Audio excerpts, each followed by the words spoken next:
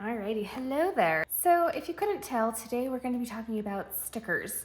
So I wanted to do kind of another tips and tricks in relation to budgeting, but also planning on how to, I wouldn't say save money, but just how to use your money more wisely when it comes to stickers. So if you're like me and you're new to kind of the sticker world when it comes to planning, you might go overboard and want to buy all the things because there's a lot of cute stuff out there. But I just jotted down a couple of thoughts that I have been thinking about as I've been going on my sticker journey and wanted to share that with you guys today. So I probably started buying stickers, I don't know, maybe 6 months ago. It wasn't that long. I had been watching some videos on YouTube of people using their stickers for their, planner spreads like this. And I was like, oh, that sounds like kind of a fun hobby, different than how I've been doing my planning, which has all been digital based until recently. And so I started buying stickers to go in my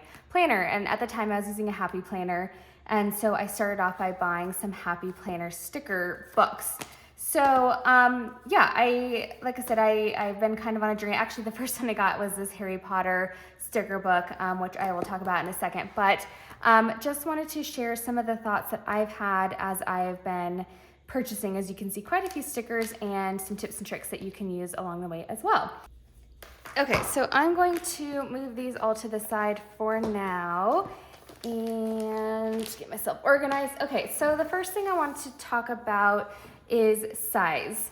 So I think that sizing of stickers and the sizing of your planner is really important to consider, to keep in mind when you are buying stickers, because different things obviously work for different size planners. So this is a fairly big planner in the grand scheme of things, and there's a lot of space to fill. So if you want to have a really thorough looking spread that has a lot of decor and things like that, then you're probably gonna want bigger stickers. So for example, this book here has some pretty large boxes that you can use. So they could take up a lot of space if you want your planner to be filled with stuff.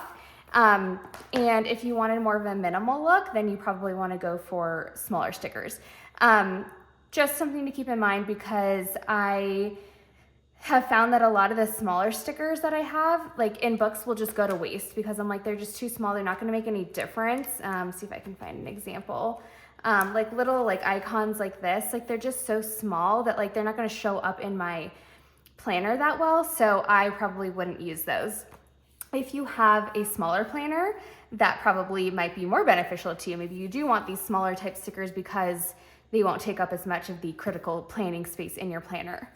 And then along that line, the other thing to consider is whether you're using a weekly spread or maybe even a daily spread, or if you're using a monthly spread, because a monthly spread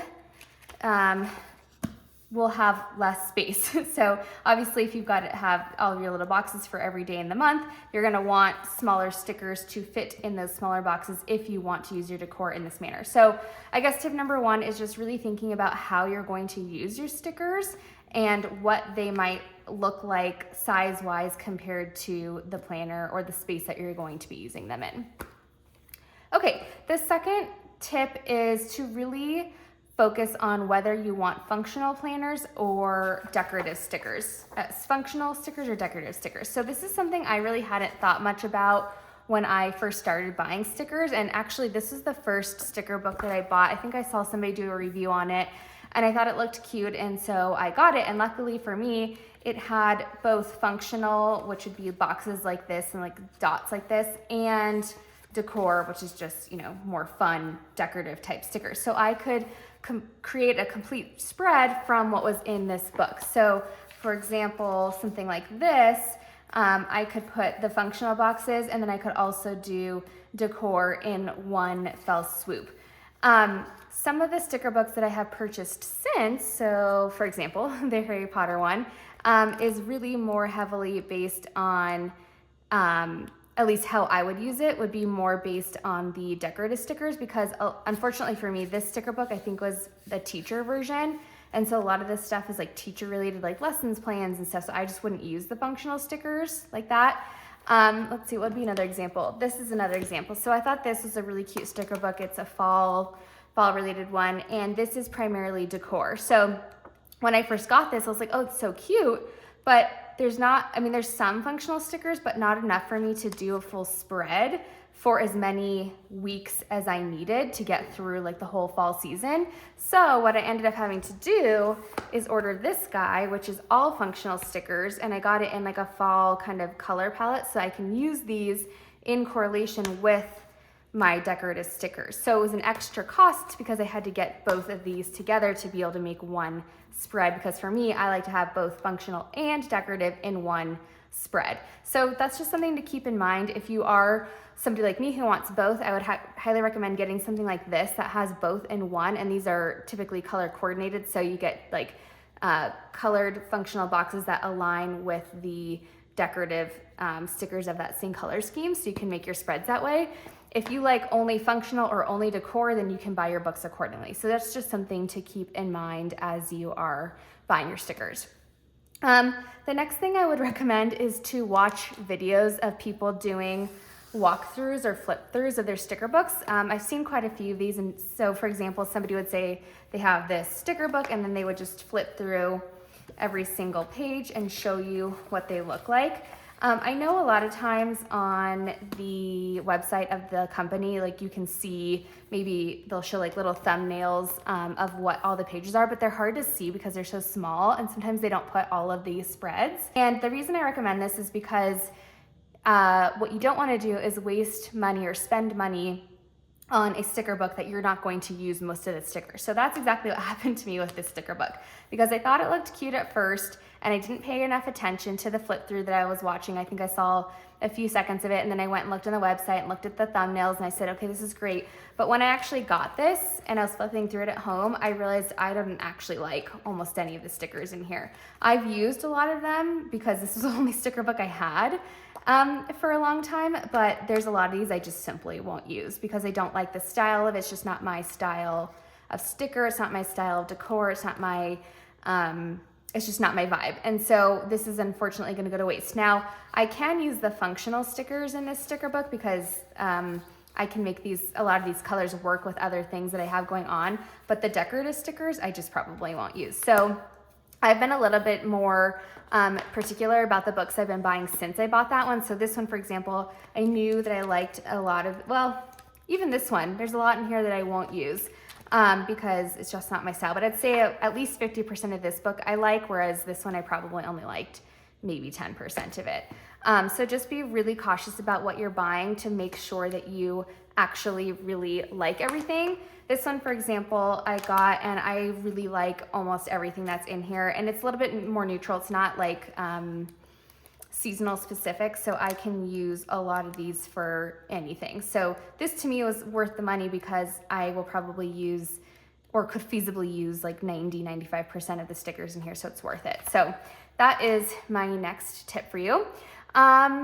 And then the next thing I would say is to avoid overly specific themes. So case in point, my Harry Potter sticker book. So this was the impetus of me actually getting into planning. I saw that they did a Harry Potter release and I wanted the planner, actually is what I originally started looking up, and then I saw stickers and so I got those to go with it. But very soon realized after I got this that I don't really need to use Harry Potter stickers for a lot of things.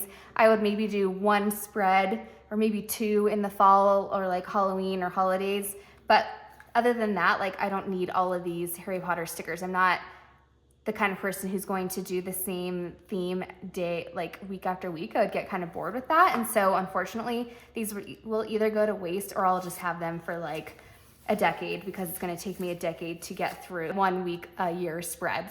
Happy Planner also did a Gilmore Girls release, like a limited edition set of like planners and notebooks and stickers and things like that. And I am a huge Gilmore Girls fan. I've seen the show from like beginning to end maybe 15, 20 times. Like I could practically act it out at this point, but I don't need the sticker book because again, it's so specific and so niche that it might sound fun in theory, but like, are you actually going to use all of those stickers?